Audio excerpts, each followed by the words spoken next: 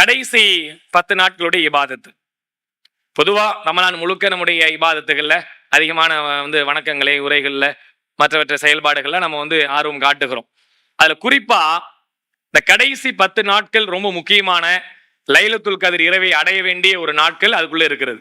ஆனா இந்த கடைசி 10 நாள்ல பெரும்பாலும் நம்ம எதுல நேரம் வேஸ்டா போகுதுன்னு பார்த்தா, பயான் ஆரம்பிக்கிறோம், அதுக்கு பிறகு ஒரு கேள்வி பதில் நிகழ்ச்சி, அதுக்கு பிறகு கியூஸ் ப்ரோக்ராம், அதுக்கு பிறகு வேற ஏதாவது மசாலா, அப்படியே ஒவ்வொரு செய்தியா போயிட்டே இருக்கும். அதுல குறிப்பா வெளியிருந்து வந்த ஆட்கள் எல்லாம் உட்கார்ந்து இந்த வேலையை கேட்டுக்கிட்டு இருப்பாங்க. இந்த செய்திகளை நம்ம நிர்வாக வட்டத்தில் உள்ளவங்க எல்லாம் எங்க இருப்பாங்க? எங்க இருப்பாங்க? எங்க சாப்பாடுல வேற வேற எங்க இருப்பாங்க?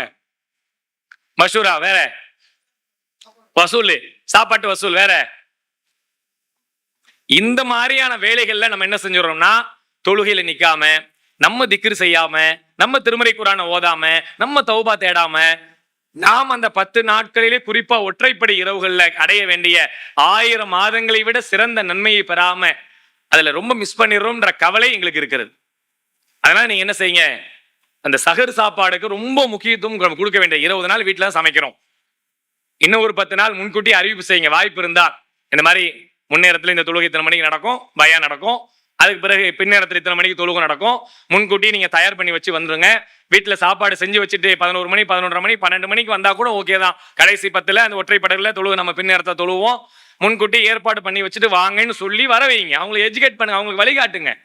இங்க சாப்பாடு கொடுப்பாங்கன்ற ஒரு நோக்கத்தை அவங்களுக்கு நம்ம விதைக்க வேண்டாம். விதைச்சு இவ்வளவு நாள் சொல்லிட்டோம், வாய்ப்பு இல்லை, உங்களுக்கு ஸ்பான்சர் கிடைக்குது இல்ல, அதுக்கு ஒரு ஆட்கள் இருக்கிறாங்க, நமக்கு எந்த டிஸ்டர்பும் இல்லை, சமைச்சு கொடுக்கறது ஆள் இருக்கு, முன்னாடியே ப்ரிப்பரேஷன் பண்ணி கொடுத்துருவாங்க, வாங்கிட்டு வந்து வச்சிருங்க.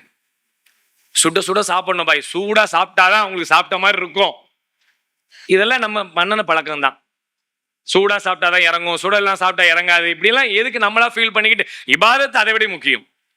இதை விட அதிகமாக திக்ர் செய்ய வேண்டிய, துவா செய்ய வேண்டிய, தொழுகையில் நிற்க வேண்டிய, அந்த நேரங்களில் தௌபா தேட வேண்டிய நேரம் எல்லாத்தையும் விட்டுட்டு நான் நின்று சட்டிக்கிட்ட சமைச்சு சுட சுட இறக்கி வந்து போட்டு எல்லாருக்கும் பரிமாறி இல்ல நன்மை இருக்கு, மாற்றுக்கிறது இல்லை. அதை விட பெரிய 1000 மாதங்களை விட அடுத்த வருஷம் நான் ஹயாத்தா இருப்பான்னு தெரியாது. ஒரு வக்துக்கு அடுத்த வக்துக்கு நான் ஹயாத்தா இருப்பான்னு தெரியாது. இவ்வளவு நன்மையை பெற்று தருகிற இந்த விஷயத்துல நாம் அலட்சியம் காட்ட வேண்டிய அவசியம் இல்லாமல் இருக்க வேண்டும் என்று சொன்னால் நாம் கூடுதலான கவனம் எடுங்க. வாய்ப்பு இருந்தால் முன்கூட்டியே சாப்பாடு ஏற்பாடு பண்ணி வச்சிருங்க. ஒருவேளை சஹருக்கு சாப்பாடு ஸ்பான்சர் கிடைக்குது அப்படின்னா ஏற்பாடு பண்ணி வச்சிருங்க. இல்ல பார்சல் போட முடிஞ்சா பார்சல் போட்டுருங்க. தொழுவ முடியுதா 3:30 மணி 4 மணி கையில கொடுத்து இங்க சாப்பிட்டாலும் சாப்பிடுங்க, எடுத்துட்டு போனாலும் எடுத்துட்டு போயிடுங்க. எல்லாம் முன்கூட்டியே போட்டு வச்சுட்டு கையில வந்து கொடுத்துட்டு அவங்க கொண்டு போய் சூடு பண்ணி சாப்பிட்டோம் இல்ல சூடு இல்லாம சாப்பிட்டோம், அவங்க பொறுப்பு. நாம இது மாதிரியான சில சிரமங்களை தூக்கி தலையில வைக்கிறனால நம்முடைய இபாதத்து கெட்டு போகுதுன்ற நோக்கத்துல சொல்றேன், வேற எதுவும் இல்லை. நீங்க உழைக்கிறனாலையோ, சுட சுட சமைச்சு கொடுக்கறனாலையோ, நீங்க சாப்பாடு போறனாலையோ யாருக்கும் எந்த இடையூறும் இல்லை, எந்த இழப்பும் இல்லை. நாம் இழப்பாக ஆயிடக்கூடாதுன்ற ஒரே கவலை தான். நன்மையை நம்ம இழந்துட வேண்டாம். அதனால இந்த முன்னேற்பாடா செய்துங்க.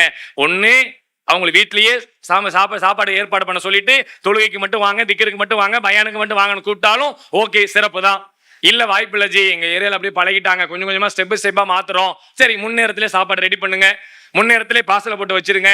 அந்த நேரத்தை தொழுவு முடிஞ்ச பிறகு 4 மணிக்கு 4:30 மணிக்கு கையில கொடுத்து அனுப்புனா வேலை முடிஞ்சு போச்சு. இது இன்னொன்னு என்னன்னா, நம்ம சமைச்சு சுட சுட போட்டு பரிமாறனால தொழுக வைக்க சொன்னாங்களே, தொழுகை பத்தி இவ்வளவு நேரம் பாய் என்னங்க இழுக்கிறாரு வளன்னு. 1.5 மணி நேரம் சாப்பாடு தேவைப்படுது சகர் சாப்பாடு போடுறதுக்கு, இவரு 4:30 வரைக்கும் இழுத்து கிடக்கிறாரு. நிப்பாட்ட சொல்லுங்க, போதுங்க. எதுக்காக? சாப்பிட்றதுக்காக. நம்ம ஒரு ஆள் சாப்பிட்றதுக்கு எவ்வளவு நேரம்? அதிகபட்சம் 10 நிமிஷம் 5 நிமிஷம் போதுமானது. பார்சல் கொடுத்தா எங்க வேணா உட்காந்து 10 நிமிஷம் 5 நிமிஷம் சாப்பிட்டே முடிச்சிருவான். ஆனா 1.5 மணி நேரம் எல்லாரையும் பரிமாற வேண்டும் என்பதற்காக நாம் கேட்க வேண்டும். அதனுடைய நேரம் ஃபஜ்ர் வரைக்கும் இருக்குன்னு நல்லா சொல்றாங்க. இன்னா அன்ஸல்னாஹு ஃபீ லைலத்துல் கத்ர் சூரால என்ன சொல்றான்ல, அதை ஃபஜ்ர் வரைக்கும் அதனுடைய நேரம் நீடிக்குதுன்றா. நாம் அதுக்கு முன்னாடி வரைக்கும் துவா செய்ய வேண்டிய, திக்ர் செய்ய நேரம்லாம் இருக்கு. 1.5 மணி நேரத்துக்கு முன்னாடி 1 மணி நேரத்துக்கு முன்னாடி முடிச்சு எல்லாரையும் சாப்பாடு போகணுன்றதுக்காகவே அதை நிப்பாட்டி வைக்கிறோம். தயவு செய்து அந்த மாதிரியான வேலைகள் இருந்து நீங்கள் ஸ்டெப் பை ஸ்டெப்பா குறைச்சிக்கிடுங்க. பார்சல் பண்ண முடிஞ்சா பார்சல் பண்ணுங்க, முன்னேற்பாடு பண்ண பண்ணிடுங்க. இல்ல வீட்டிலேயே சாப்பிட சொல்லி அனுப்பி விட்டாலும் ஓகே, அவங்களுக்கு எப்படி சூழ்நிலையோ அதை ஏற்பாடு செய்தீங்க என்று சொன்னால் இந்த நேரங்கள் எல்லாம் நாம் இபாதத்துக்காக பயன்படுத்தலாம். எல்லாம் ரொம்ப சிம்பிளா எந்த அளவுக்கு நமக்கு எளிமையா அந்த வேலைகளை செஞ்சு வைக்க முடியுமோ ஸ்மார்ட் ஒர்க்கை இன்ஷால்லா பண்ணிக்கிடுங்க. ரொம்ப நம்ம அதுல போட்டு சிரமம் எடுத்து கஷ்டம் எடுக்க வேண்டாம். சகராளிக்கு சாப்பாடு கொடுக்கணும்னு ஆசைப்படுறீங்களா? கண்டிப்பா கொடுங்க, மாற்று கருத்து தேவை ஏற்பட்டா கொடுங்க. அதை விட உறவுகள் எத்தனை பேர் சகர் சாப்பாடுக்கு வழி இல்லாம இருக்காங்க. நம்முடைய உறவுகள்ல, நம்ம தெருவுக்காரங்கள்ல, நம்ம ஊருக்காரங்கள்ல எத்தனையோ பேர் சகர் சாப்பாடுக்கு வழி இல்லாம இருக்காங்க. அவர்களுக்கு நீங்க சாப்பாடு வாங்கி கொடுங்க, அவங்களுக்கு அரிசி பருப்பு வாங்கி கொடுங்க, நோன்புல சிறப்பா சாப்பிடுங்க, நல்ல சகர் சாப்பாடு செய்யுங்க அப்படின்னு அதுவும் நமக்கு நோம்பாளிக்கு உணவளிச்ச நன்மை கிடைக்க தானே போகுது. அப்ப இதையெல்லாம் கவனத்தில் கொண்டு இன்ஷா அல்லாஹ் வரக்கூடிய காலங்கள்ல அந்த சகர் சாப்பாடுக்கு ரொம்ப அதிகமான நேரங்களை மெனக்கிடாமல் அதுக்கு ஒரு ஸ்மார்ட் ஒர்க் செஞ்சுவிட்டு இபாதத்துகள்ல கூடுதல் கவனம் செலுத்த வேண்டும் என்பதும் இந்த நிர்வாகத்தினுடைய அன்பான கட்டளையாக இருக்கிறது.